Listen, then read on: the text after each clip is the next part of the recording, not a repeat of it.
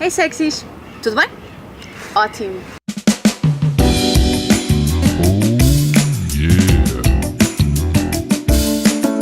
Eu estou aqui, nesta bela Lisboa, com este belo fundo, com uma sexóloga a sério!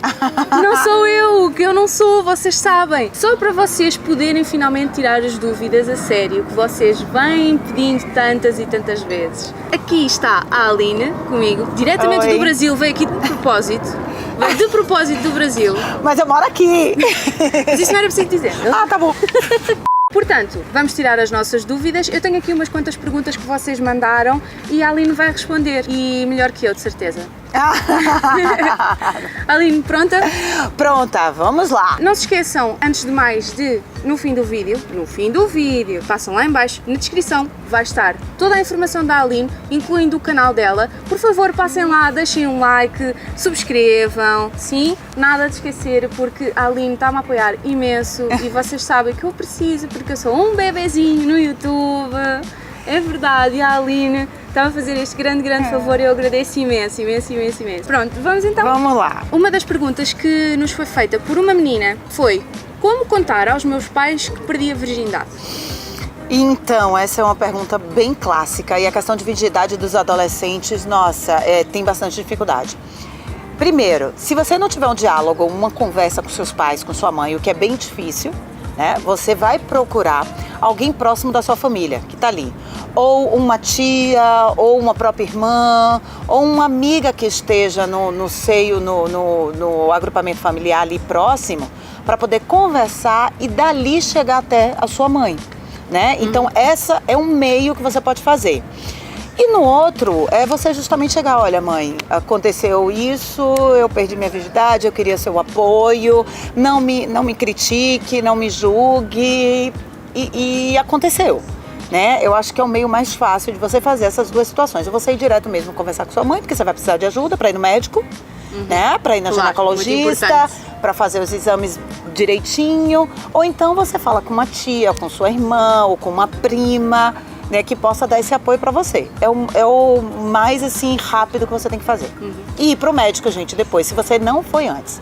O correto é você ir antes no médico de perder a virgindade, porque aí a ginecologista vai passar um contraceptivo para você, vai te dizer direitinho. A primeira vez é muito importante você utilizar a camisinha para não ter um bebê, um filho, uma gravidez indesejada ou pegar qualquer tipo de doença sexualmente transmissível, tá bom? E a Aline acha que em Portugal, daquilo que já tem vindo a conhecer, acha que em Portugal é mais difícil falar com os pais sobre este assunto? Eu acho, pelo que eu fiz um mestrado de educação sexual e eu tive uma professora portuguesa e ela foi pro Brasil, aí deu aula pra gente e tal, a gente fez esse intercâmbio Brasil e Portugal. E aqui realmente é complicado você falar sobre educação sexual com as pessoas. Agora eu vou dar um exemplo pra você. No Brasil, o índice de adolescentes que perdem a virgindade cada vez mais, como por exemplo 12, 13 anos, é muito grande, né? E lá a gente também não tem um programa de educação sexual, não está em lei, mas a gente tem uns trabalhos muito maiores do que aqui em Portugal. Pois, estamos trocados, ou seja, aqui há legislação e não há a prática, e lá há a prática e não há legislação. E não há legislação, exatamente. Venha ao diabo e escolha, porque fazer lá também sem ter um apoio legal também deve ser difícil. E é interessante que quando a professora foi lá e falou disso, dessa legislação, de todo o trabalho que vocês têm desenvolvido aqui em Portugal, lá a gente tem inúmeros projetos no Congresso, mas não passa. Não passa de jeito nenhum, mas a gente tem ações efetivas que são feitas por ONGs, que são feitas através da televisão, a gente tem programas de televisão de educação sexual e aqui não tem, enfim. Não. Então, e são quando coisas. tem, eles são muitas vezes muito mal aceitos. Muito mal aceitos. A nossa própria televisão pública, a RTP, tentou durante algumas sessões fazer uns vídeos educativos, até dirigidos para as crianças, e eles foram muito mal aceitos. Eu imagino. De críticas. Então, assim, é uma diferença. Aqui, a perda da virgindade ela é um pouco mais tardia, no Brasil ela é bem cedo. Para mim, eu não acho correto. Você perdeu a virgindade com 12, 13 anos, né? 14 anos eu acho ainda muito cedo.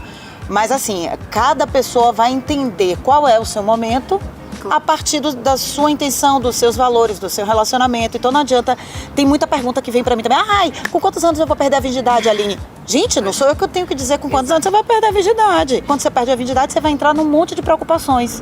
que é a questão de você tomar contraceptivos, a questão de não ter doença, a questão de você entrar num relacionamento mais sério. Enfim, então são vários pormenores que vêm. Que se criam. A expectativa para a relação, que aí vem com a expectativa de casamento, né? Porque tem todo esse ciclo. E começam a surgir muitos dos problemas que antes não surgiam, que têm que ver até muitas vezes com a autoestima. Sim. A autoestima, a autoimagem começam a ser problemas, não é? E começam a estar mais presentes na consciência dos adolescentes. Sim. Que iniciam a vida sexual mais cedo, exatamente porque têm uma espécie de pressão constante sobre eles, muitas vezes ligada exatamente ao facto de já terem iniciado ou quererem iniciar a vida sexual. E você falou uma coisa interessante, que eu só vou fazer um parêntese, porque o seu canal provavelmente vai pegar muito adolescente. O que acontece? Esses adolescentes, quando perdem a virgindade, ou quando tem essa questão da autoestima, da autoimagem, isso acontece muito no colégio, de ter bullying e de ter, hoje com as redes sociais, a troca de mensagens, por exemplo, do nudes, está sendo muito presente, de você tirar um nudes, mandar pro namorado, o namoradinho, né, da escola, aí aquele namoradinho passa, o crush, aí passa pros amigos do grupo, aí pra vai... mostrar que conseguiu. Pra mostrar que conseguiu, aí aquela pessoa fica realmente sentida, começa a se sentir com bullying, e isso vai acarretar muitas vezes em morte também, né? De suicídio. Enfim, no Brasil a gente tem alguns casos, aqui eu ainda não soube, não vi. Teve algum caso? Acho que provavelmente haverão, mas serão bastante abafados. Pode ser. Enfim, então tem que tomar o maior cuidado com isso, né? A próxima pergunta veio de um rapaz que pergunta uma questão que eu acho que surge várias vezes, principalmente na cabeça dos rapazes, que é: o tamanho importa? Ai, meu Deus, isso... Você acredita que eu já tô cansada de falar isso? Eu falei que eu não ia falar mais no meu canal. Eu tenho simplesmente 4 vídeos... Então ainda bem que estamos a fazer para o Sex Ed. Ainda bem que tô aqui, porque no meu canal eu não falo mais. Eu fiz 4 vídeos específicos, uma série sobre isso. Tamanho não importa. Tamanho não tem relação com prazer. O que eu sempre falo, Inês, é que o prazer, ele tá condicionado a várias outras questões, que é você ter a relação de cuidado, ter uma intimidade bacana, gostar da pessoa, entendeu? Então, se você tiver, às vezes, dedinho, língua boa, você faz um negócio bem bacana que não precisa ter a ver com tamanho. Nem com tamanho, nem com a espessura, entendeu? Exatamente. Então, às vezes, o negócio é você saber fazer direito. Se você souber fazer direito, beleza. Por quê? Porque na mulher, o ponto erógeno principal da mulher é o clitóris. Então o clitóris tem quase 9.000 terminações nervosas. E se o cara, às vezes ele tá incomodado porque tem um tamanho pequeno, né? Ai, como é que eu vou fazer? Será que eu consigo dar prazer a essa mulher? Consegue, se você estimular o clitóris da maneira certa. E o outro ponto mais erógeno da mulher é o ponto G, que fica lá dentro do canal vaginal. Então também, se esse cara se sentir desconfortável com o tamanho do documento dele, ele pode muito bem fazer os estímulos no clitóris e no ponto G e essa mulher chegar até orgasmos múltiplos. Então você foi um cara que mandou muito bem na cama, sem precisar ficar preocupado com o tamanho do seu documento. Agora, isso é muita questão também de estética, da virilidade masculina, que o homem acha que o poder tá lá embaixo, né? Mas ele não tem poder nenhum com isso, quem tem poder é a gente, né, gata? Tem mais que ver com a própria consciência e a autoestima deles do que propriamente com o que a mulher pensa ou o que a mulher espera. Exatamente. Portanto, meninos, o tamanho não importa, ok? Vamos já tirar isto aqui, olha, varrer já daqui deste canal. Por mim, eu também não volto a tocar neste assunto porque é parvo. É parvo. É coisa chata. E então o tamanho não importa. Grande, pequeno, as riscas, amarelo, pintinhas, não importa. A próxima pergunta também é de um rapaz que pergunta: com que frequência devemos ter relações sexuais numa relação para ter um relacionamento saudável e feliz? Isso depende. É outra questão também que não tem uma frequência exata. Quando você está no início do relacionamento, a relação sexual ela tende a ser maior. Por exemplo, vou dar exemplos práticos. Se você iniciou o namoro agora, você vai transar, por exemplo, 1, 2, 3 vezes, até 3 vezes por dia, sei lá. Então sua frequência de relação vai ser maior. Por quê? Porque você está no início da conquista, você está no início de conhecer a pessoa, aí a gente trabalha com 2 hormônios que são importantes, né? Que são hormônios da serotonina e logo depois você vai entrar na ocitocina. Então quando você está na serotonina, é o hormônio que dá ebulição, é o hormônio do apaixonamento, da paixão. Então a frequência desse sexo vai ser maior. Aí com o passar da relação, vem o tempo, 1, 2 anos, 3 anos, E a ciência diz que até os 3 anos é quando a paixão termina, né? A paixão vai até 3 anos. Aí depois a gente entra na fase do amor, que é o hormônio da ocitocina. E quando a gente entra no estágio do amor com a ocitocina, essa frequência começa a baixar. Por quê? Porque a gente já conseguiu nosso objeto de desejo. A gente já conseguiu cativar aquela pessoa e diz, não, pronto, tô aqui, tô satisfeita, beleza, já conheço tudo, já sei como é que é, então um alá por mês tá bom. Entendeu? Então vai diminuindo. E, gente, isso é muito natural. A perda dessa frequência sexual é natural. Mas também vai de casal para casal. Então, tem gente que tem um libido maior, tem gente que tem um libido menor. E depois também deve ter outros fatores. Por exemplo, se há algum tipo de contracepção pode influenciar as hormonas. Sim. Casos, em termos também, às vezes, mesmo de saúde, principalmente saúde psicológica. Quem tem, por exemplo, diabetes ou quem tem algum problema hormonal, no caso da mulher, a mulher que está entrando na menopausa, ou um homem que bebe, ou um homem que fuma demais, isso tudo pode interferir na libido e você não ter um desejo sexual tão forte para que se torne frequência. Exato. Mas, gente, se vocês transarem uma vez por semana e for uma transa bacana, legal, valeu, vocês não precisam estar preocupados com isso. Exatamente. Eu falo muito que tem que ter qualidade e não quantidade no sexo. Se você fizer um sexo de qualidade bom, que você sinta prazer, que você sinta amor pela outra pessoa, que seja gostoso, ok, tá bom.